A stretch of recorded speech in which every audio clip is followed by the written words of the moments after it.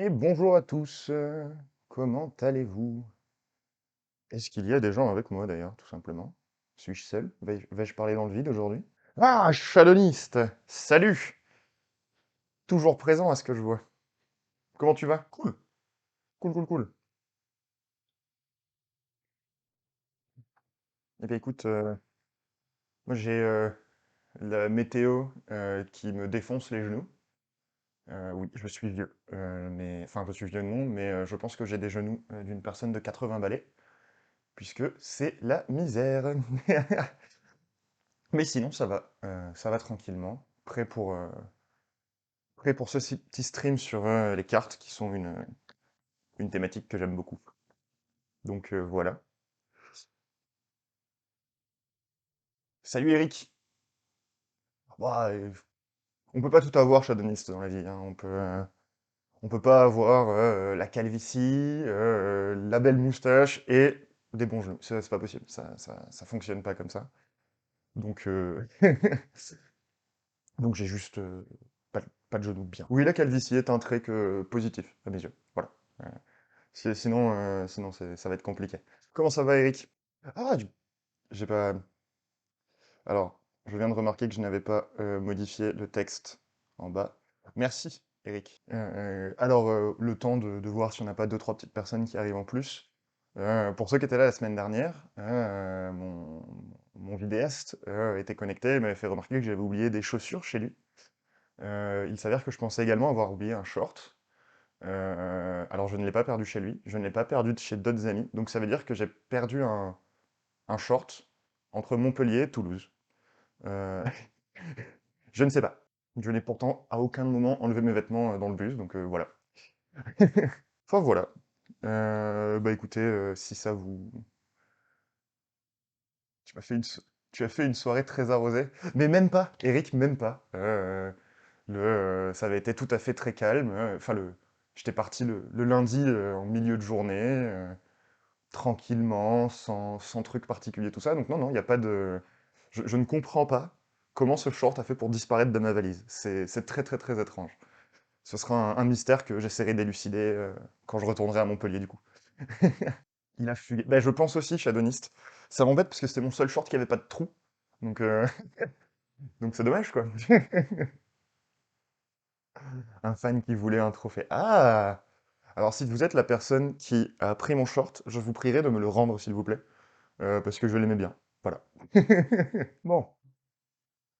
Euh, je vous propose de commencer tranquillement. Alors j'ai quelque chose à vous confesser. J'ai eu beaucoup de mal à élaborer. Je préfère non laver. Non, rendez-moi le propre, s'il vous plaît. Si vous l'avez mis, rendez-moi le propre. C'est pas trop mon deal. Mais ouais, j'ai eu beaucoup de mal à élaborer ce stream parce qu'il y a plein de choses à dire sur les cartes, mais je ne me voyais pas me baser, comme j'ai pu le faire pour mes streams précédents, sur une œuvre en particulier. Si bien qu'en fait, jusqu'à ce matin, je ne savais pas ce que j'allais faire. Et c'est pendant la réunion d'écriture avec le Luftunger Club ce matin que j'ai eu une espèce d'illumination divine de, bah, en fait, on va dessiner une carte tous ensemble. Enfin, on va chacun dessiner notre carte, et au fur et à mesure du stream, on va voir les étapes pour dessiner une carte, à quoi ça sert une carte, etc. Donc, je vous conseille, enfin, je vous invite plutôt à vous munir de papier et d'un crayon. Et comme vous pouvez le voir, enfin, je n'ai pas de cartes avec moi. Et comme ça, au fur et à mesure du stream, on essaiera de se dessiner des petites cartes chacun de notre côté, puis vous pourrez me les envoyer si ça vous fait... Enfin, si... moi, ça me fera plaisir en tout cas, mais si ça vous tente, voilà. Tout simplement.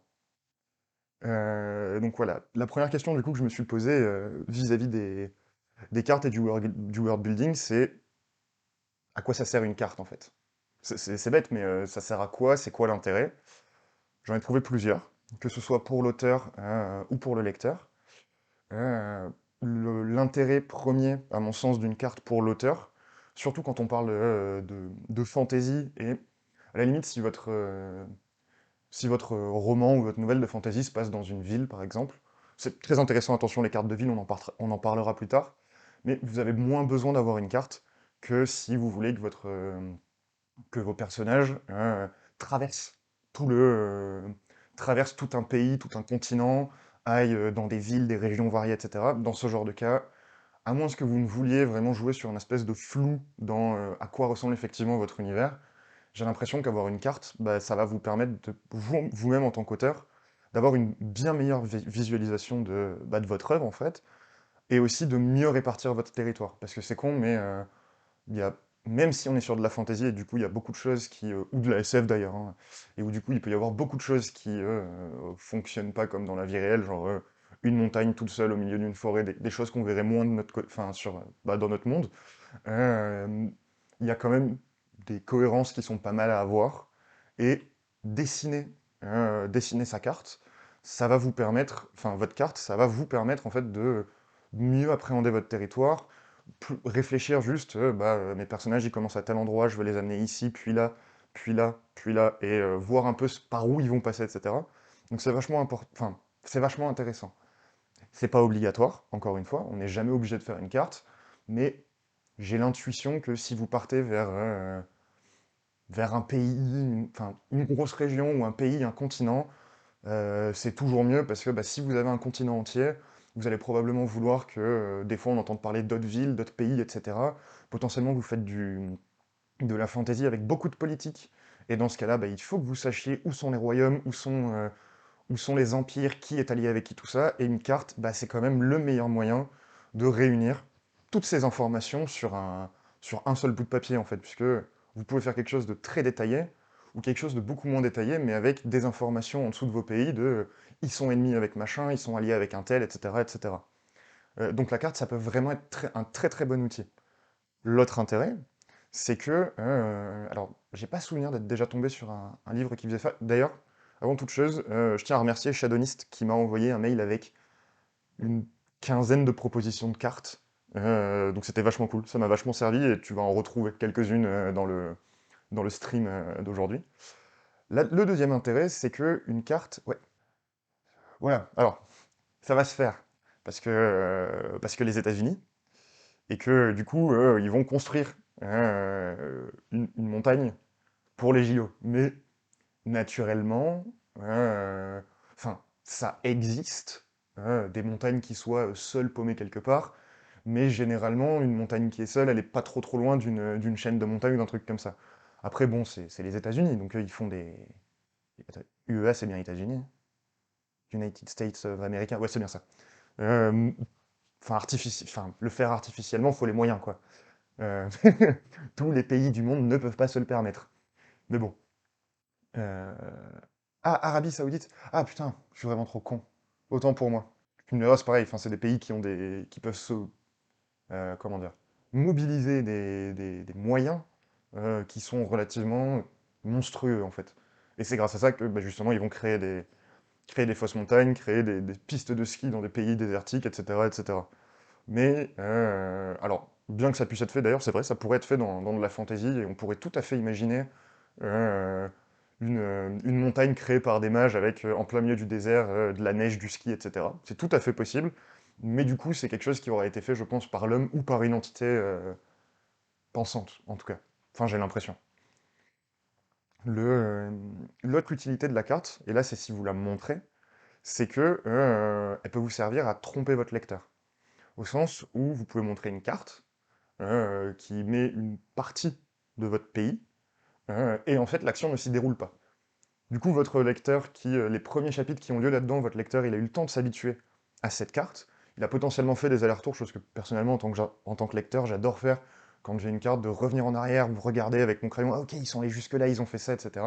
Et là, bam, l'action sort de la carte, le lecteur est complètement perdu, au même titre potentiellement que le personnage, et ça peut être très très amusant. Si vous aimez jouer avec les attentes de votre lecteur, ça peut être quelque chose d'intéressant à faire. Du côté du lecteur, la carte, elle a deux intérêts à mon avis qui sont vraiment fondamentaux. Le premier, bah, on vient d'en parler, c'est que ça permet de voir où se trouve l'action. Quand vous avez des cartes comme les cartes, quand vous avez des cartes très précises comme celle du Seigneur des Anneaux par exemple, ou celle de, de, de Botero, la carte de Gwendalavir que nous verrons plus tard, le continent de Ewilan et Lana, enfin les continents du coup de Ewilan et Lana.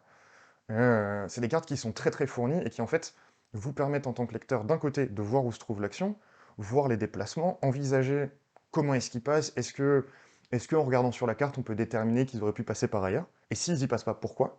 Et en même temps, bah, ça permet de s'imprégner de l'univers, puisque bah, quand on regarde une carte, on a la topographie, mais on a aussi la toponymie. Et c'est des choses qui vont vous donner, qui vont créer une cohérence, qui vont créer une ambiance, en fait, qui directement va vous plonger, en fait, alors que potentiellement vous n'avez même pas lu les premiers mots du récit, juste regarder la carte peut vous porter un peu, parce que si vous voyez que votre carte c'est un désert, ou si vous voyez que c'est des grandes forêts, que tout se passe en montagne, etc., que c'est des îles, et ben, ça va générer un effet chez vous qui vous fait qui vous, ouais, vous prédispose à l'action, en fait. Ce qui est toujours vachement cool aussi. On reviendra plus tard sur à quel moment montrer sa carte au lecteur, parce qu'il y a plusieurs écoles, mais en tout cas, c'est une véritable utilité. Donc voilà, la carte, que ce soit pour la cohérence, pour faire rentrer le lecteur, pour jouer avec le lecteur ou lui donner un outil d'observation, c'est un vrai truc qui a de l'intérêt. C'est pas obligatoire. Je vais le dire plein de fois dans ce stream que la carte n'est absolument pas obligatoire parce que moi j'en fais, j'adore ça, mais enfin, vous pouvez ne pas en faire. Mais j'ai l'impression quand même que passer une certaine échelle, et on arrive à la partie suivante du stream, passer une certaine échelle géographique, ça devient nécessaire, ne serait-ce que pour vous, pour pouvoir être précis dans ce que vous allez dire à votre lecteur ou faire dire à vos personnages. Du coup, de là, on a une première question, c'est la nécessité de la carte. Alors, je vais vous mettre une première petite carte, enfin petite, mais qui est, je pense, une carte que tout le monde a vue au moins 1000 fois dans sa vie. Est-ce que c'est la bonne qui sort? Bon, voilà, tout simplement, hein, la Terre du Milieu. Alors, je ne l'ai pas trouvé, je n'ai pas trouvé la carte en français. Bon, après, enfin, en français. 99% des termes là-dessus sont en elfique, ou enfin, dans les... Et oui, Shadowlist. Bien sûr que je la mets, cette carte.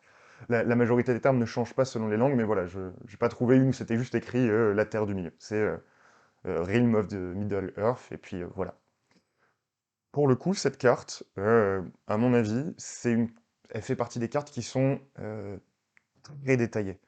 Enfin, on a les routes, on a les fleuves, on a les forêts, on a des noms de régions qui, est- qui n'est pas systématique. Attendez, excusez-moi, j'ai mon réveil qui sonne. Ça n'a aucun sens. Je reviens. Mais voilà, on est sur une carte qui a des noms de régions, qui a des noms de villes, qui a vraiment tout un réseau où on voit que l'auteur, il y a vraiment passé du temps, en fait. On voit qu'il y a une réflexion, il y a des zones en dehors, au niveau du littoral, on a les...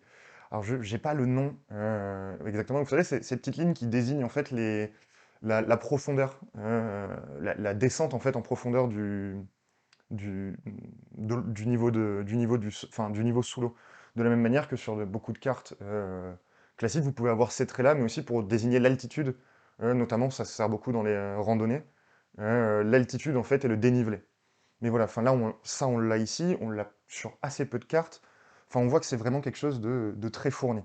Et en même temps, enfin, voilà, on parle de notre cher Tolkien, qui est un dieu du world building, à mon sens, hein.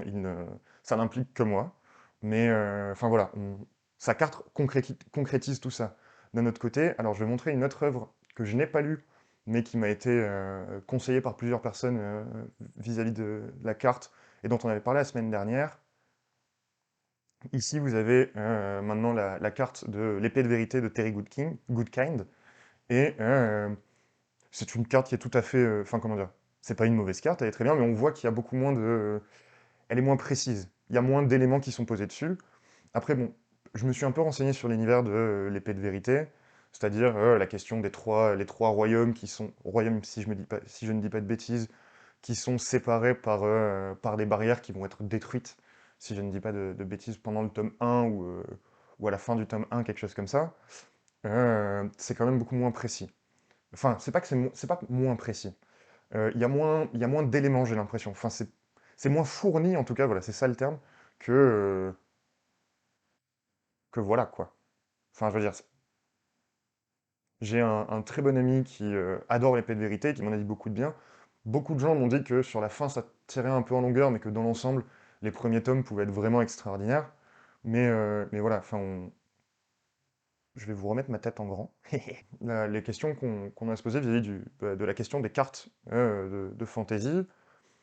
Enfin, moi, celle que je me suis posée directement vis-à-vis de ce stream, c'est pourquoi créer une carte? Quand créer une carte? Et comment, surtout? Parce que bon, mine de rien, on rigole, et on pourrait juste dire, bah, on prend un papier et une feuille, et puis on dessine, et merci papa, mais enfin, ça va quoi. On peut peut-être aller un peu plus loin que là-dedans. Pour la question du pourquoi, euh, comme je disais, alors personnellement j'adore les visuels, avoir des visuels de mon univers. Enfin, j'avais dessiné une très grande carte avant, elle est immonde, parce qu'elle a 6 ans, un truc comme ça. C'est la première fois, plutôt que de dessiner sur une feuille, j'ai décidé de partir sur un truc de 2 mètres sur 1 mètre. J'ai pas su quoi faire, c'est n'importe quoi. Je l'ai gardé pour m'en rappeler. Mais les visuels, enfin moi c'est quelque chose qui me plaît beaucoup. Si ça vous intéresse moins, bon, c'est moins important. Après, comme je disais, enfin, également, plus l'espace est grand, plus ça peut être important. Et aussi, surtout, notez-le, enfin, parce que si vous voulez faire des cartes, les faire vous-même et les donner à votre lecteur, c'est-à-dire qu'on puisse les trouver dans vos livres, il va falloir qu'il y ait une certaine qualité dans le dessin. C'est-à-dire que, pour reprendre, enfin, et pour le coup, comment dire, tac, partage d'écran, celle de Terry Goodkind est très bien. Enfin, ce sont des cartes qui ont une réelle qualité dans le dessin. Elles sont plus ou moins, le dessin est plus ou moins simple, plus ou moins détaillé, il y a plus ou moins de montagnes au centimètre carré, mais voilà, il y a une qualité qui fait que on regarde ça, on voit immédiatement les 3 fleuves, enfin, on voit les rivières, les fleuves, on comprend vaguement on comprend les régions, on voit les villes, on voit qu'en bas, grâce au trait du littoral, bah, en bas, c'est la mer, etc. Mais voilà, si vous voulez la donner à votre lecteur, il faudra travailler un peu pour que, soit passer par quelqu'un qui sait, dont c'est le métier, ce qui est tout à fait possible, soit, si vous voulez le faire vous, bah voilà, travailler et accepter que, bah, comme votre roman qui potentiellement va vous demander 5 réécritures, votre carte aussi vous demandera d'être redessinée, d'être un peu pensée, etc. Wow. Ce bruit, pardon, le bruit m'a surpris. Euh, merci, Je- j'ai pas eu le temps de lire ton pseudo, mais merci, euh, jeune obsédé textuel. Et bienvenue parmi nous. Tac, tac, tac. Du coup, pour le pourquoi, bah, il y a un peu la question de la nécessité, il y a aussi beaucoup la question du goût, et surtout prendre en compte que votre carte, vous n'avez pas à la donner, par exemple dans Horde, dont je parlais il y a 2 semaines. Alors j'ai refeuilleté le tome 1, j'ai pas pu pour les tomes 2 et 3, parce que c'est bah, Nicolas qui les a, et j'ai pas pensé à lui demander, parce que des fois je ne pense pas, voilà. Mais il me semble qu'il n'y a aucune carte, et je pense que lui, il s'est juste fait une topographie assez simpliste pour pouvoir en parler derrière, mais en s'arrêtant là. Ce qui est tout à fait, enfin, tout à fait ok, ça dépend de votre objectif. Ensuite, nouvelle question. À quel moment est-ce qu'il est opportun de faire sa carte?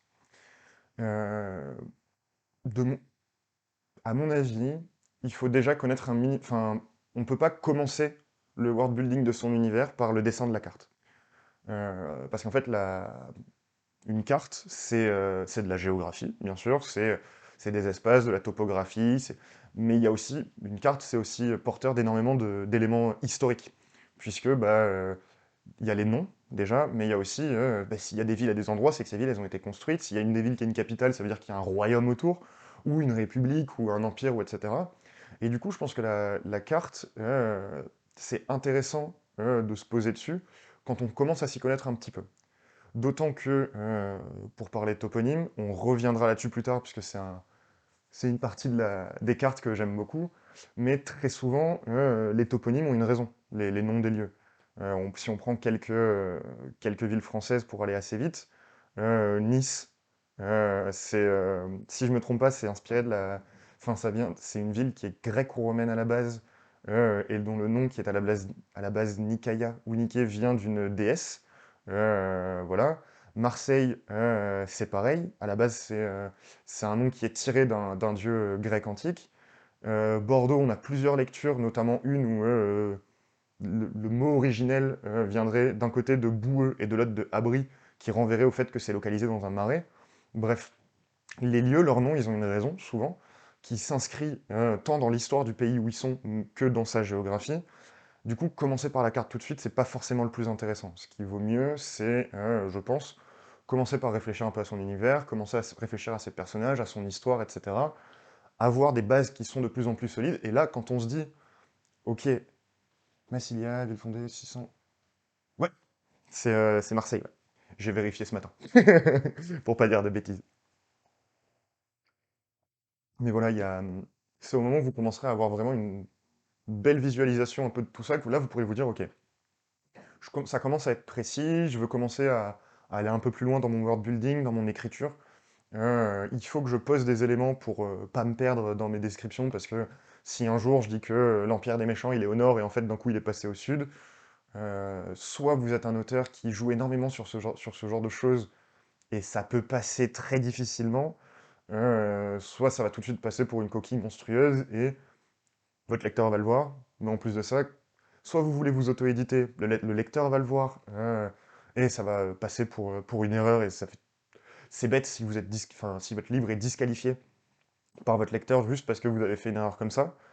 Soit vous voulez passer par un éditeur et il voit il check votre, enfin, il lit votre bouquin, ça lui plaît bien, mais il se rend compte que d'un point de vue de la géographie, c'est un bordel monstre et que ça n'a jamais de sens et c'est jamais au même endroit. Et bon bah tant pis, revenez quoi. Cité phocéenne car les Grecs venaient de la ville de Phocée. Ok, ça je ne savais pas, Eric. J'avoue que j'ai cherché juste des villes du sud de la France, du coup, puisque c'est là que j'habite et c'est là que j'ai toujours habité.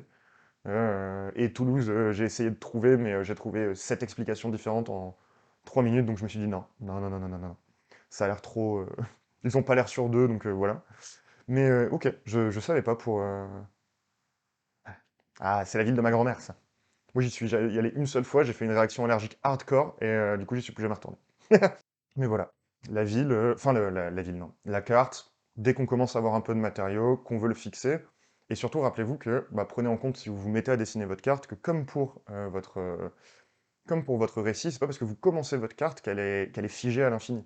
Il y a des choses qui vont apparaître par-dessus, que vous pourrez rajouter sur votre carte, il y a aussi des choses qui potentiellement vont disparaître parce que vous vous disiez putain c'est une trop bonne idée de faire ça, en fait non, il faut que je décale, enfin il faut que le château du méchant, je le décale de 500 km par là-bas. Ok, enfin, pas de problème. Celui qui vous dit, enfin, personne pourra le dire, vu que c'est vous qui faites votre carte et que vous en êtes au moment où elle est encore prototypique, personne pourra vous dire, à part vous-même, tu as tort de déplacer ta ville. Ce serait stupide de ne pas le faire, si c'est une nécessité à vos yeux. Et du coup, le cœur de notre stream d'aujourd'hui, puisque bon, bah, pourquoi? Pour une meilleure visualisation, pour une meilleure cohérence, etc., quand on commence à avoir pas mal d'éléments, et du coup, comment on fait une carte? J'ai pas mal, en fait, c'est cette partie-là qui m'a donné le plus de fil à retordre. J'ai passé 1 heure et demie dessus aujourd'hui à réfléchir, etc. Comment faire pour réfléchir, enfin pour réfléchir, pour dessiner une carte. Du coup, les informations que je vais vous donner vont potentiellement être un peu dans le désordre, sachez-le. Je m'en excuse. C'est aussi le moment où, je vais le répéter parce qu'on a peut-être des gens qui sont arrivés entre-temps, je vous invite à prendre du papier et un crayon, et comme ça, au fur et à mesure je pense, 20 minutes qui arrivent, tous ensemble, on va dessiner chacun de notre côté des cartes en fonction bah, des éléments que je vous propose, enfin, pour faire ça de manière un peu plus interactive. Parce que j'aurais pu dessiner 5 bases de cartes évolutives au fur et à mesure, je me suis dit que c'était moins drôle, donc voilà. Si ça vous tente, vous pouvez participer, si ça tente pas, bah, vous verrez juste de temps en temps ma carte qui évolue, qui viendra comme ça, et puis pas très grave, quoi. Alors, Euh, comme je le disais juste avant, il nous faut une base d'histoire en tête pour créer une carte. Faut savoir où on est, etc. Tout à l'heure, j'ai un peu réfléchi. J'ai pris la décision personnellement que ma carte serait une région elfique, euh, dans un marais. Alors, je sais, on associe rarement les elfes au marais, mais depuis que j'ai vu Le Prince des Dragons et que j'ai vu qu'il y avait des elfes des volcans, je me suis dit pourquoi pas des elfes des marais. Voilà. Ils feront de la boue et des cataplasmes, c'est tout. Et il nous faut donc la région, il nous faut des lieux de base, donc le village départ, si on parle en termes de jeux vidéo, et un peu la situation autour. C'est-à-dire le village, est-ce qu'il y a une ou deux villes qui sont proches? Est-ce que sur cette région, on a un endroit un peu important connu par tout le monde? Ce que je vous conseille, donc on va, paf, c'est au milieu de votre feuille, de faire un gros rectangle au milieu. Vous allez comprendre pourquoi. Genre, alors, je ne sais pas si on va bien voir. Yes. Quelque chose un peu comme ça pour laisser de la place autour. Et où en gros l'idée ça va être de positionner votre ville, enfin votre village départ, etc. Tout ça à l'intérieur de ce rectangle, parce qu'il y aura des choses qu'il se faudra mettre dehors après, évidemment. Donc voilà. Alors, mon village, je vais le mettre plutôt au sud du carré. Voilà. Je ne vais pas lui donner de nom pour l'instant. On parlera toponymie un peu plus tard, vous inquiétez pas. Mais voilà, donc on a un village ici. Tac, on va faire des petites maisons, parce que j'aime bien les petites maisons, voilà. Voilà, c'est un village départ, donc il ne peut pas y avoir trop de maisons, parce que s'il y a trop de maisons, c'est que c'est une ville. Et les villages départ, quitte à être dans le cliché de la fantaisie, autant y aller à fond. Je vais mettre une autre ville en retrait, paf, avec, dans cette ville, il va y avoir un colisée, parce que les colisées, c'est beaucoup trop cool. Voilà, et si vous n'êtes pas d'accord, eh ben on sera pas copains. Parce que qui dit colisée dit combat. Et les combats en fantasy, c'est cool. Ça, donc là, on a une deuxième ville. Qu'est-ce qu'on peut rajouter d'autre? Ah oui, bon, alors c'est du marais, il faudra que je trouve. Je vais faire des flaques. Des espèces de flaques qui iront. Tac, là. Ok, c'est absolument immonde ce que je suis en train de faire, messieurs, dames. Mais j'espère que ça prendra forme au fur et à mesure. Ça, voilà, donc on a notre village départ, une ville là. Allez, on va faire une ville avec une grande tour au nord. Alors pour ceux qui ne savent pas dessiner une maison, c'est très très simple. Vous faites deux traits comme ça, et deux traits par-dessus, et paf, c'est une maison. Et après, si vous voulez faire une mairie, vous faites une maison plus large, une tour, vous faites une maison plus haute. Et en fait, juste ces quatre traits peuvent faire quasiment toutes les habitations possibles et imaginables. Vous les mettez les unes à côté des autres, ça fait des villages. C'est extraordinaire. Donc voilà, on a dit là une avec une tour, et ça me paraît plutôt bien. Ok. Alors, tac. Je sais pas ce que ça donne chez vous. Moi, pour l'instant, c'est absolument immonde. Allez, on va faire d'autres.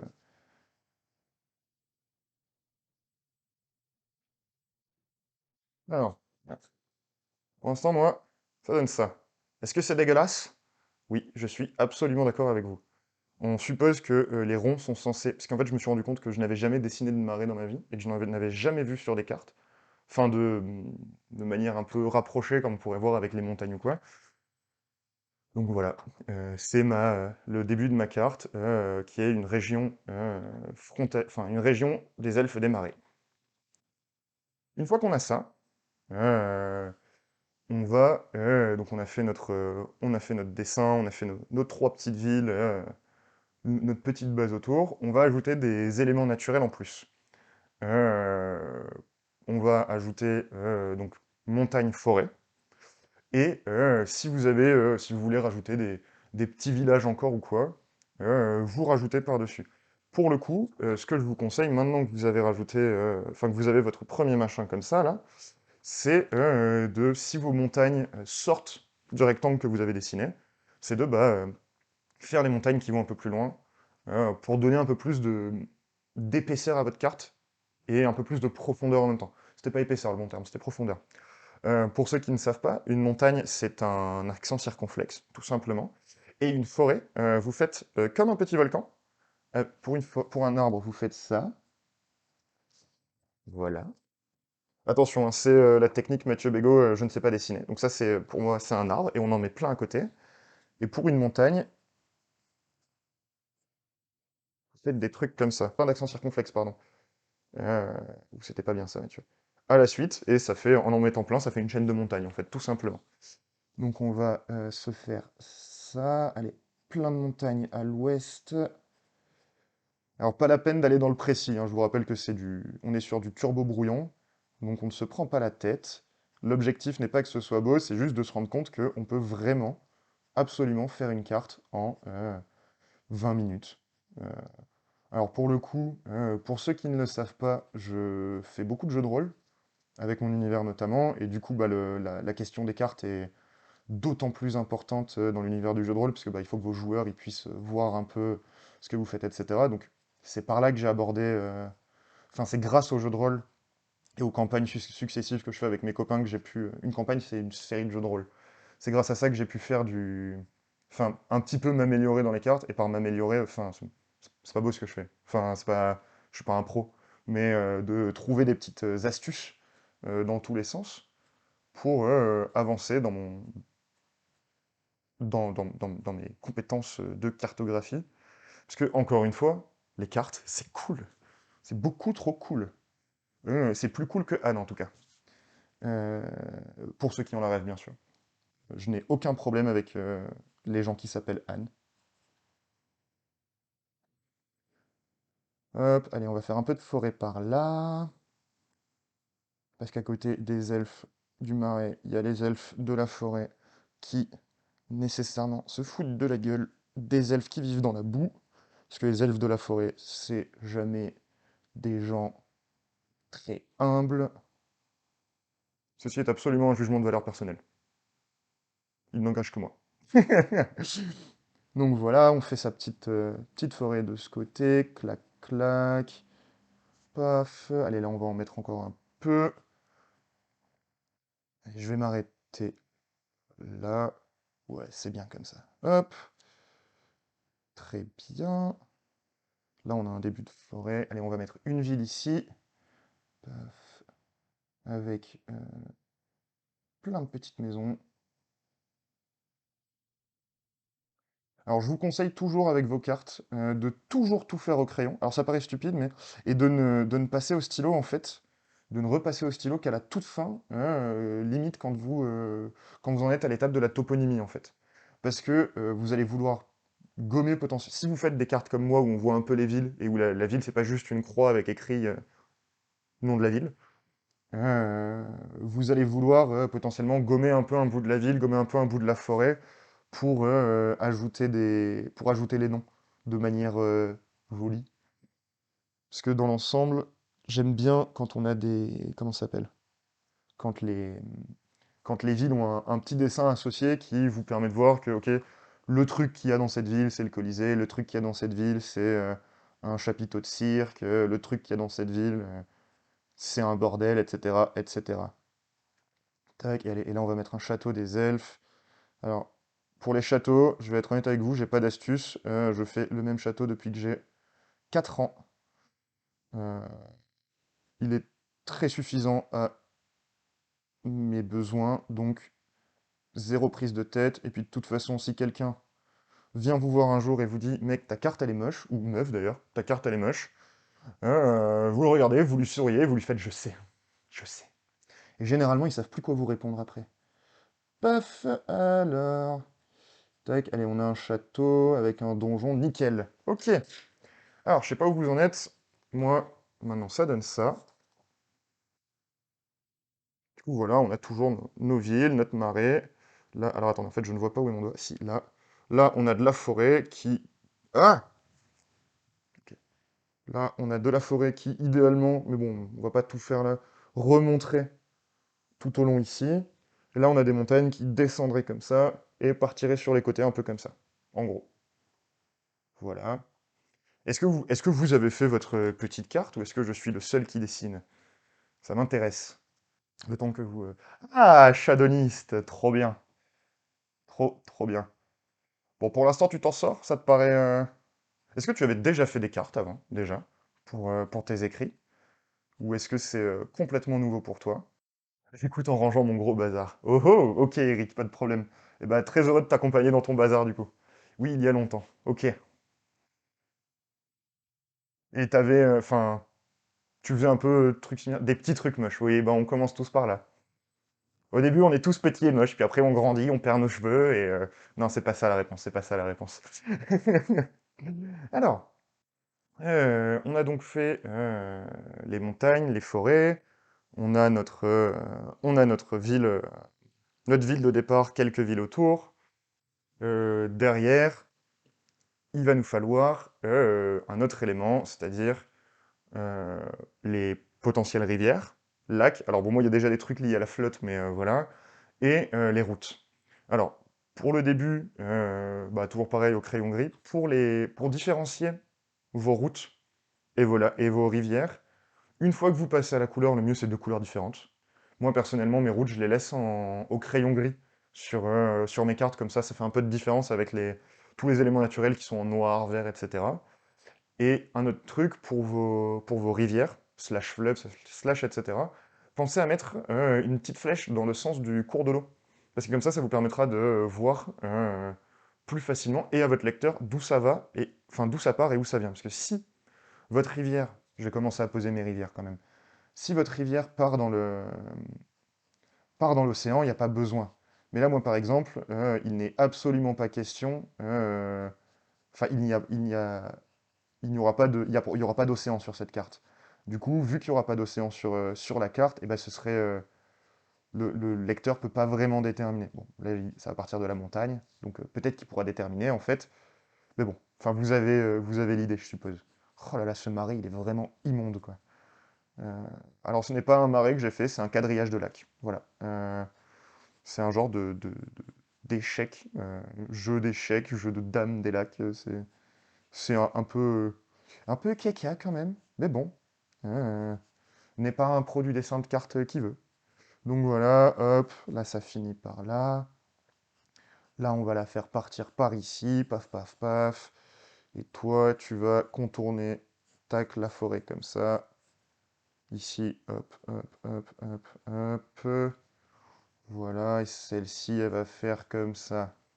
Allez, ça part. Et on en verra une de l'autre côté ici qui descend et qui rejoint celle-ci. Ok. Alors, petit rappel sur les rivières, etc. Alors, je sais pas si c'est possible que ça ne soit pas comme ça, mais généralement, les rivières prennent leur source dans les montagnes, hein, tout simplement. Euh, Est-ce que tu connais des rivières qui commencent pas dans des montagnes? Non. Enfin, dans des montagnes, dans des plateaux, etc. Si vous pouvez tout à fait, après avoir une région, je viens de relire le message que j'ai envoyé avant, il peut un peu porter à confusion. Non, ça va, Eric. J'ai supposé que tu rangeais comment ça s'appelle? Ton salon ou un truc comme ça. T'inquiète pas. Donc ça, ce sont mes rivières. Et allez, on va faire une route qui part du village départ, paf, pour remonter vers la ville ici, et une autre, et après elle va là. On va faire une route qui part du château, non, une route qui part d'ici, qui traverse, tac, tac, tac, pour venir au village départ, et une route qui rejoint celle-ci. Ok, alors, euh, c'est pas à faire tout de suite, mais enfin, je vais faire mes rivières en bleu, parce que sinon vous allez pas les, enfin, sinon on va pas comprendre la différence entre les routes et les rivières, et ce serait dommage. Tac, ça va aller vite. Voilà, moi ce que je fais, oui, donc comme je disais, les rivières, les lacs en bleu, et comme j'ai la flemme, je colorie euh, l'intérieur des lacs en bleu, l'intérieur des mers. Alors, si ça n'est que de l'océan, je ne colorierai pas, parce que c'est un peu nul, quoi. On va pas détruire un stylo bleu juste pour ça. Mais quand c'est plutôt minoritaire, ouais, j'aime bien colorier. J'ai une âme j'ai encore une âme de petit garçon de 5 ans qui doit pas dépasser entre les traits et finit toujours par dépasser parce que il n'a pas de dextérité en lui. Tac, voilà. Paf. Tac. Hop. Voilà. Paf. Allez, et ici, et on est bon. Ok. Alors, ouais, on va faire une route par là qui part vers là-haut. une qui rejoint le château des elfes de la forêt, et une aussi qui part de là pour remonter dans les montagnes. Enfin, remonter vers là, et tac, et ici, elle part. Ok, alors, je sais pas où tu en es, Shadownist. Moi, ça donne ça. Donc ceux qu'on voit en un peu plus gros, enfin en un peu plus foncé, ce sont les lacs rivières. Alors oui, bon, c'est pas dingue, hein, je l'ai dit, je m'en excuse. Mais bon, c'est une base de cartes qui pourrait être tout à fait reprise ou tu gommes, etc. pour mieux voir, pour mieux travailler tes traits, etc., etc. Donc voilà. Ça, c'est ma base à moi, avec tout qui part de l'espèce de montagne en V de ce côté, l'eau qui descend, hop, qui irrigue les territoires elfiques, que ce soit les elfes de la montagne, les elfes du marais, ou... Putain, il est vraiment dégueulasse ce marais par contre, hein. Ou les elfes de la forêt. Et puis voilà. Une fois qu'on a tout ça, donc on s'est posé On a mis les villes, les reliefs, l'eau, les routes, etc. Et ben, il nous reste que une ou deux petites choses à réfléchir. La première, c'est euh, est-ce qu'il y a des choses au-delà de la frontière de votre carte? Alors là, j'ai commencé un peu à le faire, mais en gros, l'idée, c'est là, moi, l'idée que j'ai eue, c'était que le plus gros de l'action de mon récit, avec les elfes des marais, se passerait principalement ici, dans le. Ah, c'est compliqué quand on voit à l'envers. Enfin, dans la zone avec dans le carré gris, en fait. Si ce carré gris, c'est les limites de mon univers, c'est-à-dire que bah, il n'y a rien au-delà. Par exemple, moi, mon univers, l'univers que j'ai créé en fantasy, euh, la Terre est plate et il y a il y a une cloche, il est comme sous une cloche, en gros. Au-delà de cette cloche, au-delà de ce que les humains appellent la frontière, c'est le néant, le territoire des dieux. Et dans ce cas-là, il n'y a rien par-delà, enfin, au-delà des limites, en fait, de la carte globale de mon univers, il n'y a rien. Du coup, il n'y a pas besoin de mettre des éléments en dehors. Si c'est pas le cas, si vous faites le choix de faire un focus sur un élément particulier de enfin, sur une région de votre frontière, ça peut être intéressant, voire très intéressant, de rajouter quelques petits éléments autour. Une petite ville, bah là le château, la ville dans la montagne, peut-être j'aurais pu rajouter par ici une autre ville ou un truc comme ça, qui en fait va permettre à votre lecteur de voir que bien qu'on se focus sur une section de l'univers, ça va au-delà. Et toujours pareil, bah, ça donne un sentiment de vrai en fait, parce que ça va donner à votre lecteur l'impression que il se passe des choses au-delà, que ces choses vont peut-être venir interagir avec l'histoire, peut-être pas, mais en tout cas elles existent. Et toujours pareil, quand on veut créer un univers, quand on dessine des cartes, etc., ça peut, je pense, toujours être une bonne chose de donner cette illusion du plus, qui pourtant n'a pas nécessairement été travaillé. Du coup, voilà. Si votre territoire est fini, pas besoin de rajouter des choses. S'il n'est pas fini, bah, vous pouvez rajouter autour. Allez, je vais dessiner la ville rapidement, comme ça, parce que c'est les elfes de la plaine. Ouais, je sais pas ce que j'ai avec les elfes aujourd'hui, hein, aucune idée. C'est loin d'être ma race de créatures magiques préférée, mais là, je sais pas.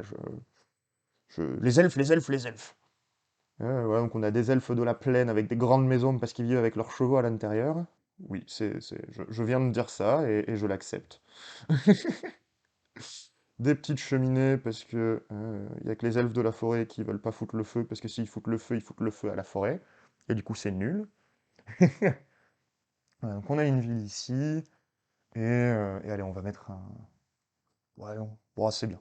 Pas la peine d'en faire 2 tonnes non plus. On va épaissir un peu la forêt par là. Tac. Ok.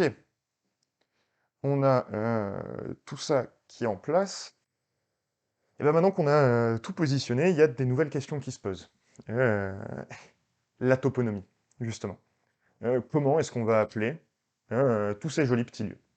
Est-ce que, donc, la première question à vous poser, alors on va revenir sur des cartes un peu d'univers de fantasy, parce qu'il y en a des vraiment pas mal pour ça. tac, tac, tac. Ok. On va partir sur notre cher Pierre Bottero, pour toujours dans mon cœur, paix à votre âme, monsieur, pour partage d'écran, c'est ça. Ok. Ça, alors, elle n'est pas ultra bien centrée. C'est la carte de Gwendalavir, l'univers de Pierre Bottero qu'il explore notamment dans les trilogies Quête des Willan, Monde des Willan et Le Pacte des Marchands.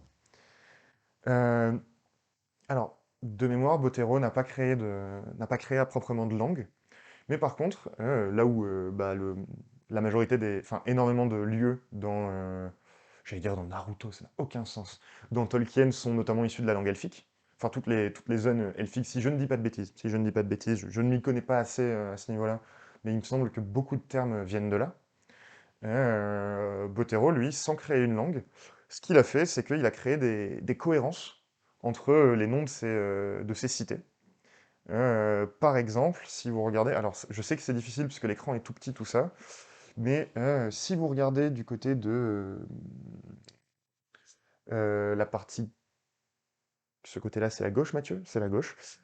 Si vous regardez à gauche, il y a plusieurs cités, et bien sûr, je ne les retrouve pas toutes, qui commencent par un Al. Vous avez par exemple Alpol, et je sais qu'il y en a d'autres, je m'en souviens, mais je ne sais plus où elles sont.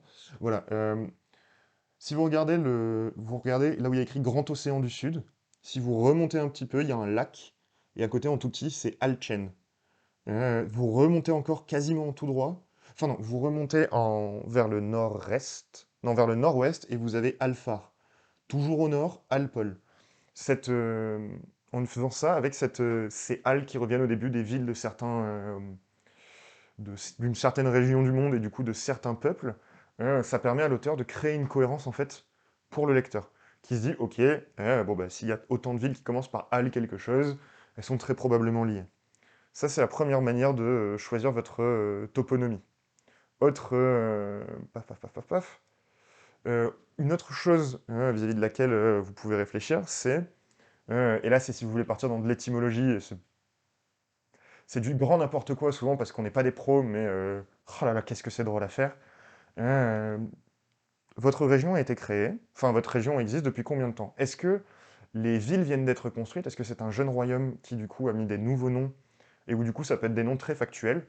Le Grand Château, euh, la Cité du Colisée, Fort Griffon parce que c'est un endroit où il y a des griffons. Ou est-ce que c'est une nation qui existe depuis très très longtemps et qui en fait a vu les noms des villes se déformer? Pour vous donner une petite idée, en France, on a deux villes. J'ai fait des études de lettres par le passé. Dedans, on avait un cours d'histoire de la langue. Il me semble que c'était en histoire de la langue qu'on avait vu ça. Et la première chose qu'on voit, c'est de la toponymie. Et il faut savoir il y a en France une ville qui s'appelle Bourg-la-Reine, littéralement, Bourg-la-Reine, qui en fait était le bourg de la Reine et qui s'appelait littéralement Bourg de la Reine. De la même manière, vous avez une ville qui s'appelle Chapelle-en-Jugé, et qui en fait s'appelle comme ça depuis les années 1700 à peu près, mais qui à la base n'avait pas du tout ce nom-là, s'appelait Chapelle Angèle de quelque chose, c'était le nom du seigneur, et en fait, en 700 ans d'histoire, le nom s'est modifié. Alors attention, je vous dis pas qu'il faut réfléchir sur 700 ans tout ça, mais ça peut aussi être pas mal d'avoir Si votre pays est ancien, vous pouvez vous permettre des noms un peu plus chelous. Pierre Bordage joue sur les noms déformés par le temps dans Les Guerriers du Silence. C'est très bien fait. Ok. Alors, il me semble que tu m'en avais déjà parlé, Shadownist. En tout cas, je sais que bah, Nicolas, mon associé, lui, a Les Guerriers du Silence. Et du coup, j'y jetterai un œil. Parce que bon, ça rejoindra mes 40 livres à lire. Mais écoute, un de plus, un de moins au point où j'en suis, ça. Mais ouais. Enfin, ça peut être très intéressant d'avoir ce truc-là. D'autant plus si vous travaillez sur de la. Soit si vous travaillez sur des chronologies qui sont immenses. Moi, je veux amener mon univers de sa création à sa destruction. Et il y a dans les 7 ou 8 000 ans qui s'écoulent. Donc, on a du temps devant nous. D'un autre côté, vous pouvez aussi avoir, si vous écrivez avec, par exemple, une race plus jeune, les humains, et des races plus anciennes, qui existent depuis beaucoup plus longtemps. Les nains, les elfes, etc., même les dragons, et qui pourraient en fait d'ailleurs avoir comment dire, des quiproquos au niveau du nom des lieux. et où des humains qui ont appelé un endroit, je sais pas, Griffe Morte parce que la montagne ressemble à des griffes, apprendraient qu'en fait ça ne s'appelle pas du tout comme ça s'appelle les aiguilles de machin parce qu'il y avait quelque chose de particulier qui s'y passait, et que toute la mythologie que les humains ont créée autour de ce lieu est en fait complètement fausse et complètement à l'encontre de ce qui est normalement fait dans cet endroit. Ça peut être transmis par une carte. Indirectement, ça demande de la carte et de la narration, mais ça se fait. Euh, donc, euh, voilà. Tout ça étant dit, la toponymie d'un univers de fantasy, c'est pas une science exacte. On a le droit de faire un peu plus ce qu'on veut que, voilà. Hein. On a le droit de faire un peu ce qu'on veut quand même, on va pas non plus s'arracher la tête là-dessus. Donc il est tout à fait aussi possible de juste créer des termes dont les consonances évoquent qu'on aimerait faire ressentir vis-à-vis de la ville. Dans mon univers, dans la campagne de JDR qu'on est en train de faire, il y a une cité qui s'appelle Daxvatrat. Il y a beaucoup de que, te, machin, et c'est une cité où il y a énormément de tonnerre. Le tonnerre, ça gronde, ça... Et du coup, bah, Daxvatrat. C'est nul. À mes yeux, ça fonctionne, et c'est très bien comme ça. On n'est pas obligé, pas besoin de faire d'études de linguistique pour ça, en gros.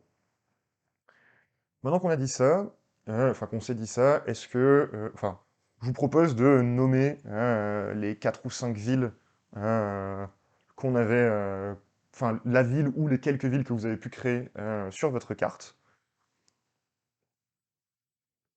Donc, alors, euh, alors, c'est des trucs du Marais.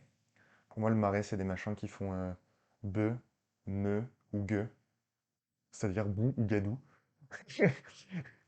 Alors attendez, on va repasser. Je vais vous remettre ma tête en grand, parce que je suis sûr qu'elle vous a manqué. Du coup, ça, on va l'appeler Glodrid. C'est un bon nom de village départ. Bon nom de pouilleux. Ah oui, faites attention. Si vous êtes comme moi et que vous avez des lettres que vous aimez plus que les autres, oui, ça existe. Oui, les gens comme moi, on existe et on aime des lettres en particulier. Tout- typiquement le K, le Y, le T et le H. Faites attention à ne pas le mettre dans tous les noms de villes de toutes les régions de votre univers. Prenez une région, vous partez du postulat que le K et le T sont toujours présents dans les noms de villes là et éclatez-vous. Prenez une autre région où vous mettez des Y, une autre où vous mettez des H. Mais si vous êtes sur un univers de fantasy qui est immense, et vraiment immense, et que toutes les villes s'appellent de la même manière, c'est pas, euh, c'est pas vraisemblable. Parce que même si c'est un empire qui a tout unifié, etc., euh, comment dire? Même malgré ça, il est peu probable qu'ils aient, comment dire, qu'ils aient renommé toutes les villes, et du coup, il est probable qu'en fait, même les pays, une fois conquis, aient gardé quand même les noms de leurs cités, parce que sinon les gens sont complètement paumés, en fait, si on change les noms de villes, etc. Et puis c'est une manière de permettre aux conquis de conserver une partie de son identité un peu culturelle. Très attention, ça c'est une autre question. La question de l'invasion dans le world building fera l'objet d'un stream, j'en suis sûr. Mais voilà. Bon. Et pour le château des elfes de la forêt. Ok. Alors, as-tu nommé tes villes Shadowlist? Et est-ce que tu as, s'il y en avait plusieurs, est-ce que tu as essayé de faire des trucs un peu consonances similaires ou pas du tout? Oui. Consonances similaires du coup? Tu nous les partages? Parce que pour le coup, moi, mes cités dans le Marais, c'est Vroban, Glodrid. Je trouve ça immonde, Glodrid, c'est trop bien. Mardor, Côté d'Or, Pador. Ok. Ok. Il y a des Mardor. Il y a une inspiration qui me. Mais cool. Cool, cool, cool.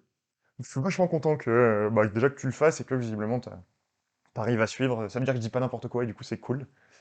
Euh, donc voilà, moi j'ai mes 3 villes de consonance similaire, c'est Dogme, Glodrid et Vroban. Je trouve que Glodrid c'est vraiment un nom immonde. Enfin, J'espère qu'il n'y a pas une vraie ville dans la vie qui s'appelle Glodrid, parce que sinon il y a des gens de cette ville qui vont voir mon stream peut-être un jour et venir me faire du mal. Mais fichtre, Glodrid.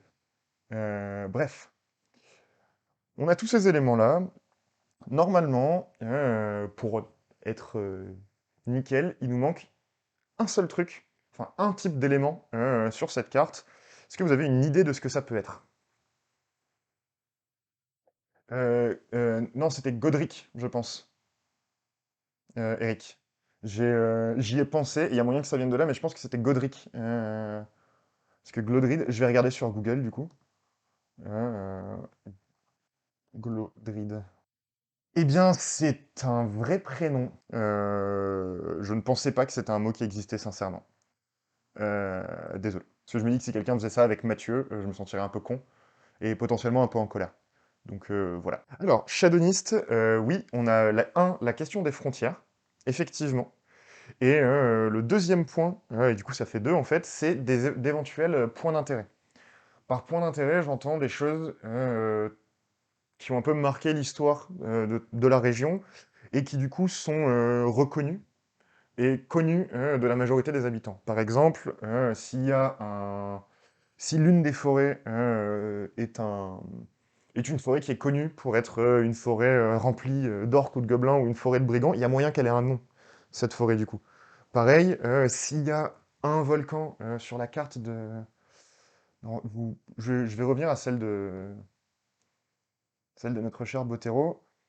Si vous regardez bien, à peu près en haut juste, vous avez l'autre monde, en dessous il y a Royaume Raïs, et en dessous il y a un volcan. Alors, je crois pas que... Non, Kornrein, c'est pas le nom du volcan, mais le volcan est tellement fondateur et volumineux que bah, il apparaît en plus sur la carte. Du coup, ce que je te propose, Shadonis, c'est qu'on se fasse nos petites frontières. On gommera le rectangle plus tard, et éventuellement ajouter un ou deux éléments qui peuvent être intéressants. Alors, encore une fois, une tour construite par un magicien qui est connu par tout le monde, oui, avec plaisir. Et d'ailleurs, c'est pas obligé de mettre son nom. Un volcan, oui. Après, si la forêt est connue pour avoir des brigands, ça peut être intéressant de la nommer. Si il y a une planque que personne ne connaît de brigands dans une forêt, dans ce cas-là, faut pas la signifier en fait.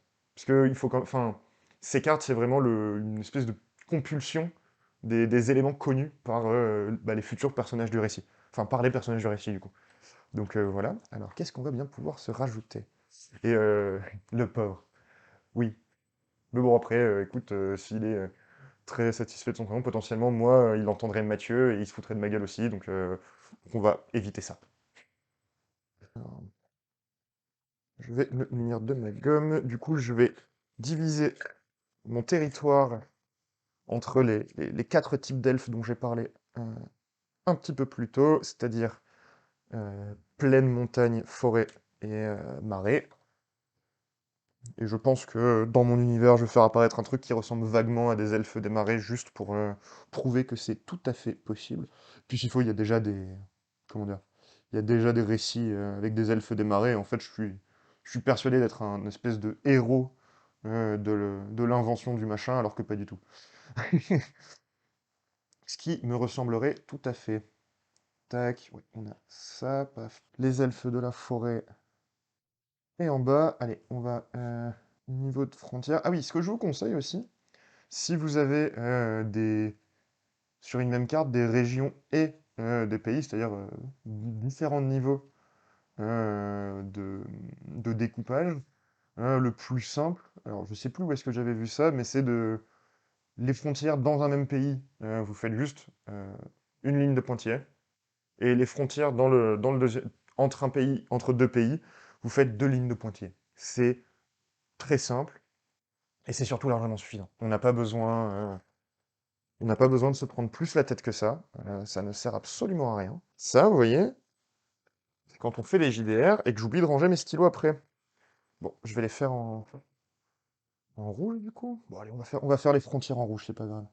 Alors, petit rappel, la carte que vous avez là n'est pas... L'objectif n'est pas de faire une carte complète et parfaite, mais encore une fois, de montrer que en quelques minutes, enfin en quelques minutes, bon là il y a eu le temps d'expliquer, etc. bien sûr, hein, mais que finalement, une carte, ça se fait vite, il n'y a pas besoin de beaucoup de choses, et là en plus on a eu le truc de, bah, il a fallu l'inventer sur le coup, c'est-à-dire qu'on... Alors je sais pas si Shadowist, t'es parti sur un univers de fantasy que tu as déjà créé au préalable, enfin d'une de tes histoires, d'une de tes nouvelles ou quoi, mais je sais que moi pour le coup, enfin c'est c'est du pur freestyle quoi. Tac, on rajoute ça qui monte ici. Ok, pour signifier. Tac, ok. C'est une impro aussi. Super. Super, ça veut dire qu'on est dans la même situation. Et du coup, bah tu vois, il est 15h07. On a quasiment terminé tout ce que j'avais à proposer pour la création de la carte. Du coup, ça nous a pris quoi? On a dû commencer à 15h20, 40 minutes pour faire une base. Que ce soit d'ailleurs une base pour... comment ça s'appelle? Pour un univers, enfin pour écrire, ou que ce soit une base pour juste pour un peu se stimuler le world building, ou pour un jeu de rôle d'ailleurs. Ça marche tout aussi bien. Tac, tac, tac, tac, tac. Allez, là on va mettre deux volcans. Tac, allez hop, ça c'est fait. Euh, Point d'intérêt dans la forêt, non, parce que les elfes, les elfes de la forêt, j'ai jamais aimé ça. Là-haut non plus. Allez, on va se mettre un coup. Moi ça donne ça maintenant. Hop, hop, hop, hop, voilà. Donc que vous voyez en... Alors, les deux traits en rouge, parce que j'ai eu l'idée de me dire, alors j'ai pas dessiné, mais ce serait l'idée d'avoir potentiellement la frontière avec le royaume des hommes ici. Donc ici, il y aurait peut-être une ville qui apparaîtra, etc. Euh, Barrière simple et truc simple, bah là vous avez les elfes de la montagne avec des volcans, les elfes du marais avec un marais très moche, les elfes de la forêt ici, et en haut là, les elfes, attends, je vous rapproche un peu, et tout en haut les elfes des plaines, avec leurs chevaux, quoi. Voilà. Et ben, avant toute chose, puisque là on a fini cette partie-là, félicitations à tous ceux, enfin, du coup, Shadownist, et bah, merci de nous avoir accompagné Eric. J'ai pas encore fini le stream, mais voilà. Shadownist, tu as fait une carte de fantasy. C'est pas... C'était pas si compliqué que ça, quoi.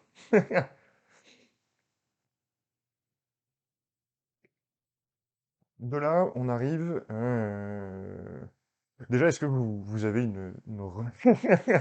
est-ce que vous avez une remarque sur les cartes? Est-ce que tu es satisfait de ce premier jet de cartes Shadownist? Dis-moi tout. Est-ce que, Eric, il y a un truc que tu aurais vu autrement, même si t'as pas pu dessiner avec nous, ce qui n'est pas grave du tout, hein.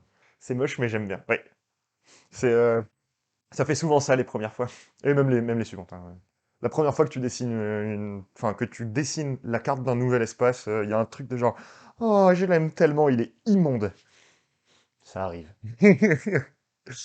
Ok, de là, bon, bah, on a dessiné notre carte. C'était intéressant. Cool, cool, cool, cool. On a une nouvelle question qui se pose, c'est à quel moment est-ce qu'on montre la carte à notre lecteur? Euh, Parce que mine de rien, enfin, si on décide de montrer cette carte, il faut choisir un moment. Euh, Moi, j'ai vu trois écoles qui existent un peu, enfin écoles, c'est pas vraiment des écoles, mais il y a trois courants à ce niveau-là. Est-ce que vous avez des idées de ce que ça peut être ces trois courants, à quel moment on donne la carte au lecteur? Les trois manières générales de le faire. Ah, après la mise en présentation, il y a des situations. Oui. Ça, c'est l'une des plus grosses méthodes, enfin l'une des plus utilisées. C'est une fois que l'action s'est mise en place. Par exemple, une fois que le personnage a acquis la carte, une fois que, euh, une fois que les personnages connaissent la matérialité de l'univers autour d'eux, à ce moment-là, on donne la carte. Dans ce genre-là, par exemple, en début, ou dès le début, une carte, bah, voilà, ça c'est la deuxième, la carte au début, et j'ai plus d'exemples en tête, mais c'est la carte au début, c'est voilà. La deuxième, c'est ce que tu disais en premier, une fois qu'on connaît. Par exemple, souvent ils font, t'as un chapitre qui se termine, et c'est avant le début du chapitre suivant, qu'on a la carte qui apparaît. Soit le chapitre, soit carrément quand on est sur une saga, il n'est pas rare que au début du tome 1, on n'ait pas de carte, on n'en est pas du tome 1 du tout, et une fois que le tome 2 arrive, bam, la carte est posée. Dans ce cadre-là, il y a N.K. Jemisin, dont je parlais la semaine dernière avec la saga les livres de la Terre fracturée, mais aussi Botero qui fait ça. Le troisième cas, c'est la carte en annexe ou en appendice, c'est-à-dire à la fin du récit. On a notamment Game of Thrones, A Song of Ice and Fire, si je ne dis pas de bêtises, qu'il le fait.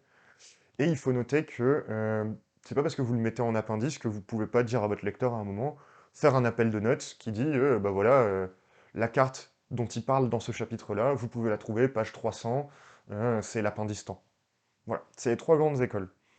Globalement, tout le monde fait un peu ce qu'il veut. Il n'y a pas de, y a pas d'obligation, mais il y a un moyen il y a un moyen de choisir en fonction de sa narration, enfin de la posture du narrateur. Euh, le premier, c'est si vous avez un narrateur omniscient, c'est-à-dire le narrateur qui sait tout, voit tout, etc.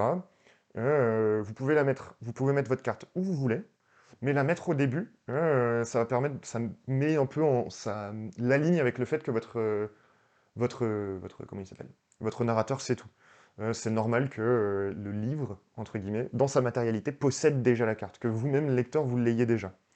Si vous avez un narrateur externe, c'est-à-dire, donc c'est un narrateur qui ne sait rien, et c'est, vous savez, quand on a l'impression que c'est une caméra qui suit le personnage. C'est assez perturbant, mais on n'a pas trop accès, on a peu, voire pas accès à ses pensées. Dans ce genre de cas, la carte est intéressante, il est intéressant de proposer la carte au moment où le personnage la trouve, euh, ou directement en appendice. Et enfin, narrateur interne, euh, le narrateur sait ce que c'est le personnage, puisqu'ils sont enfin, ils sont une entité, le narrateur en est un finalement.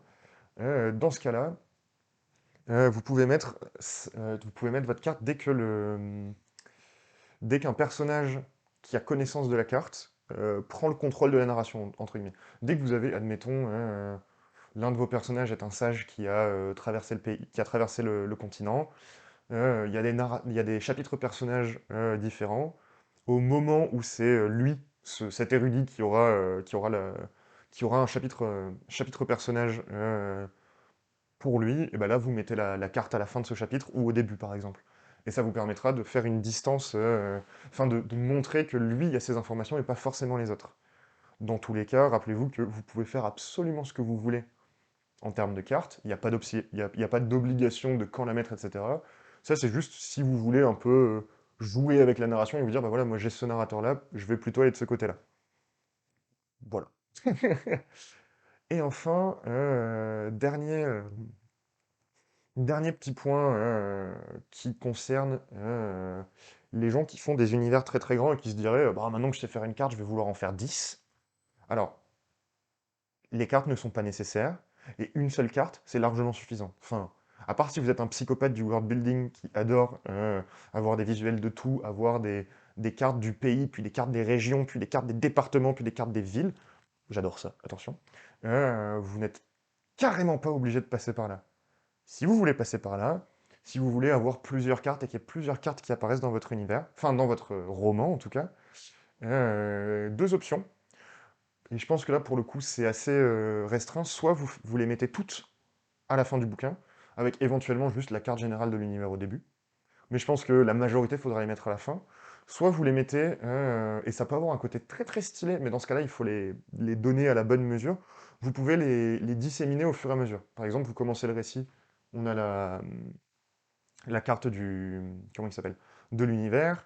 On est dans une première partie qui se passe si on reprend mon dessin tout pourri, dans la région des elfes de la montagne, bah, on a la carte des elfes de la montagne pendant un moment qui sera du coup un zoom à ce niveau-là.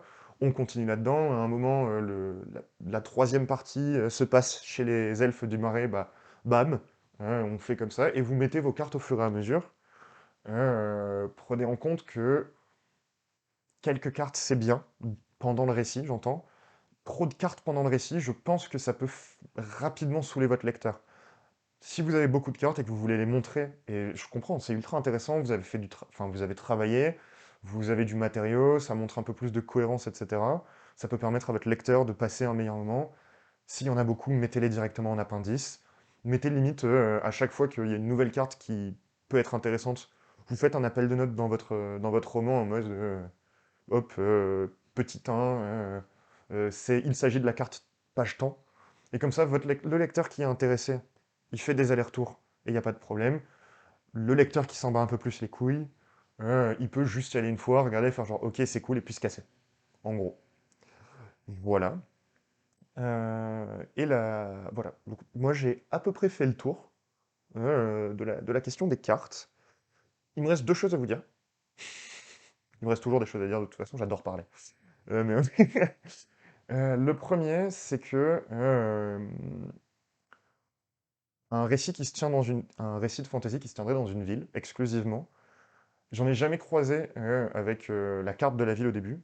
Ça peut être très intéressant parce que je sais pas si vous êtes déjà tombé sur des romans où vous sentez que l'auteur, il a vraiment travaillé, que ce soit de la fantasy ou pas, mais vous sentez que l'auteur, il connaît vraiment la ville. Enfin, les, des récits d'auteurs enfin, réalistes et où on sent que l'auteur, il y a vécu, en fait. Et ça donne vraiment quelque chose parce qu'il vous dit qu'il a tourné à la rue machin, il a vu la boulangerie.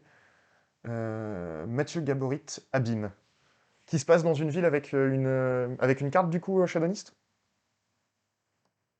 Ah, c'est Mathieu, ils sont vraiment tous extraordinaires, ça me... Je me le note. Merci, Shadowlist. Oui, mais le roman est assez naze. Ah! Fait chier. Mais voilà, ça peut être vachement intéressant, parce que ça va permettre au lecteur de s'impliquer et de sentir vraiment les déplacements. S'il y a une course-poursuite, par exemple, euh, excusez-moi. S'il y a une course-poursuite, il va pouvoir, lui, avoir un truc de presque avoir envie de regarder pourquoi le personnage il a fait ça. Je suis ce genre de lecteur. Euh, je suis le genre de lecteur qui peut passer 4 heures à checker la carte alors qu'elle a été donnée en plein milieu d'un chapitre et que c'était juste pour dire «Hey, regardez». Je fais partie de cela. Mais ça peut être vachement bien. D'ailleurs, si vous vous intéressez un peu à la création de cartes, mais que vous savez pas trop par où commencer, etc., surtout création de cartes de ville, etc., il y a un site très intéressant. Alors, c'est des générateurs aléatoires, mais il y en a plusieurs. Ça s'appelle Watabu. Je vous le mets ici. Euh, Personnellement, pour la création de ville, j'ai commencé par leur générateur, par regarder un peu en fait ce qu'ils proposaient, et après je me suis mis à faire mes propres trucs. Ils proposent plein de choses, ils proposent des littorales, des littoraux? Des littoraux, hein? Ouais, c'est des littoraux. Ils proposent des littoraux, ils proposent euh, des littoraux, des quartiers, des villes. C'est entièrement gratuit. Vous pouvez Patreon, tout ça, hein, mais c'est gratuit de base, donc n'hésitez pas. C'est franchement sympa. On peut s'amuser avec, et soit se dire, bah, je prends la carte qu'ils me proposent, je l'imprime et ça fait la carte de ma ville, soit se dire, j'en mate plein, et au fur et à mesure, je commence à construire un peu mes propres villes, ou régions d'ailleurs. J'ai moins trouvé de générateurs de pays continents, mais j'ai l'impression que c'est moins à propos. Un générateur de ville, c'est cool parce que si vous avez aucune idée de comment ça se construit une ville, comme moi, c'est bien. Ça vous permet d'avoir des visuels et sans avoir à vous taper 10 ans de recherche sur l'architecture, le paysagisme, l'agencement des cités, le génie civil, etc. Donc c'est cool, j'avoue. Après, pour un pays, j'ai l'impression que c'est un peu plus dommage de se reposer sur un générateur aléatoire. Ça peut être un exercice très intéressant, mais moi, il m'intéresserait pas en tout cas. Tac, tac, tac. Et la dernière chose voilà, pour revenir à ce que disait comment il s'appelle? Shadowlist tout à l'heure qui parlait de sa carte moche, tout ça. Je vais vous donner un. Alors, c'est absolument pas pour Flex ce que je vais vous montrer, c'est deux cartes de ville. La première, donc je vais vous les mettre tout de suite. C'est des villes que j'ai écrites enfin, que j'ai créées dans le cadre de mon jeu de rôle, donc dans mon univers, qui sont, euh, qui sont toutes les deux les villes de départ. La première que vous allez voir, bah, je vous les mets directement. Celle que vous voyez en haut, c'est ma ville de départ de la campagne de l'année dernière, donc c'était je crois qu'on a commencé en octobre dernier, je dirais. Donc il y a un peu plus d'un an. La deuxième, j'ai dessiné la carte il y a 3 semaines maintenant. Euh, En un an, j'ai réussi à m'améliorer. Vous pouvez le voir. C'est toujours pas parfait, mais je me suis vraiment amélioré en un an. Tout le monde peut le faire. Absolument tout le monde peut le faire parce que enfin, j'ai deux mains gauches, j'ai la patience d'un enfant de 4 ans, la dextérité d'un manchot. Et encore, je pense que des gens qui n'ont pas de main peuvent être beaucoup plus dextres que moi. Euh, Si ça vous intéresse, si vous avez envie de vous prêter à l'exercice, vous pouvez le faire. Enfin, on n'essaye pas de dessiner Mona Lisa, on n'essaye pas de dessiner, on n'essaye pas de faire de la grande peinture ou quoi, on fait juste des carrés dans des carrés, avec d'autres carrés à côté, et encore d'autres carrés, et puis des arbres, et puis encore des carrés, et puis des montagnes, et ça fait une carte. C'est d'une simplicité affolante. Voilà. Donc, si ça vous intéresse, si vous voulez tenter, n'hésitez pas à utiliser le lien que j'ai mis dans le chat Watabu, qui est pas mal pour commencer un peu, etc. Avoir, avoir des visuels sous les yeux, et puis après, bah, faites vos essais, quoi. Enfin, essayez un peu de, à gauche, à droite, faire des petites villes, faire des machins, faire des régions, si les villes vous vous en foutez, faire des pays, etc. Vous allez voir, si le world building, c'est un truc qui vous fait un peu triper, c'est très agréable. De pouvoir... alors, je n'en suis pas au stade où je les affiche partout dans ma chambre, parce que j'aurais peur d'avoir l'air complètement fou. Euh, Mais c'est très agréable de pouvoir utiliser une carte, la voir, savoir que ils sont à tel endroit, ils vont là-bas, etc. Voilà. J'espère que... je sais pas si vous avez des questions, des choses à dire vis-à-vis des cartes. Euh,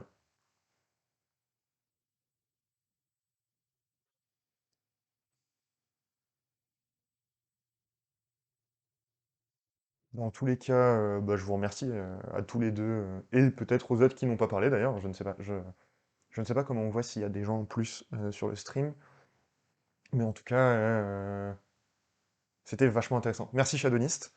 Bah, ça fait toujours plaisir de pouvoir parler d'une de ses passions comme ça. Euh, je suis. Alors déjà, est-ce que le format un peu plus interactif, comme ça, où on dessine un peu, on fait des petites activités pour construire ensemble, est-ce que ça vous a intéressé? Enfin, est-ce que vous avez trouvé ça cool ou est-ce que, du coup, je regarderai le début en replay? Salut Pops and Stories. Comment tu vas? Et voilà, je sais pas si Shadownist, ça t'a. Enfin, moi, je l'ai bien aimé, le coup de on fait du world building ensemble. Je garderai quand même pour certaines œuvres, j'aime beaucoup, c'est une excellente idée. Ok, cool. Je pense que... Oh, plutôt pas mal. Bien. Euh, oui, oui, ça va mieux que tout à l'heure. Tout à l'heure, j'avais mal au genou, là, ça va un peu mieux. Et puis, le stream était marrant. Enfin, c'est marrant de dessiner. Ah bah, j'allais le dire, Shadownist. Si tu veux m'envoyer une photo de ta carte, et si t'es ok pour que... rassure-toi, je mettrai la mienne aussi. Voilà, je la montre encore une fois. Je mettrai la mienne aussi, mais si tu es d'accord, je mettrai les photos de nos deux cartes sur les réseaux de la chaîne pour dire, bah voilà, la semaine dernière, on a fait ça. Euh, Carrément, ok, cool. Merci, Shadownist. Et la semaine prochaine, je suis pas encore sûr. Je pense qu'on va parler. J'hésite encore entre parler de la question de Dieu dans la fantasy et d'une manière un peu large, ou si je commence par parler de religion et de système religieux dans la fantasy, qui sont des choses que j'aime beaucoup. Donc voilà, c'est l'une des possibilités. En tout cas, on va parler de foi la semaine prochaine, et je vais voir comment essayer de trouver un système pareil pour qu'on construise un peu tous ensemble, parce que c'est vrai que c'est vachement plus drôle de pouvoir le faire ensemble. Puis si vous m'envoyez vos photos après, c'est super cool. Et ben voilà. Et dans tous les cas, oui, c'est ça que je voulais dire tout à l'heure, puis je me suis perdu dans ma phrase. Il y aura quand même des streams un peu plus. J'adore créer des religions.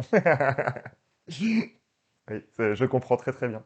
Il y aura quand même d'autres fois où ce sera un peu plus bah, comme les premiers numéros, où je me concentrerai vraiment sur un œuvre et un aspect de l'œuvre, mais varier un peu entre les deux, ça me paraît pas mal, donc voilà.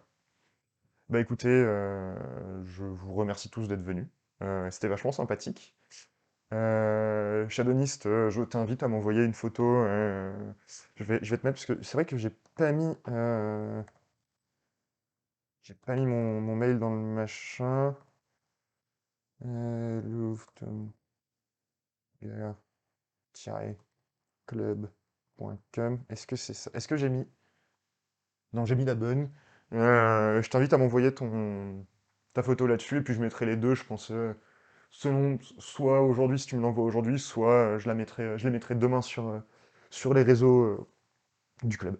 Du coup, et j'identifierai également les cavaliers de l'Éditocalypse pour que tout le monde puisse voir nos jolies maps qui ne le sont pas, mais on les aime en fait. Voilà. Et bien, je vous souhaite à tous une bonne fin de week-end, un bon début de semaine, et je vous dis à mercredi pour mon rush d'écriture. Capitaine, mes capitaines, bisous. Ah, comment je fais? Ah mince, oui, là.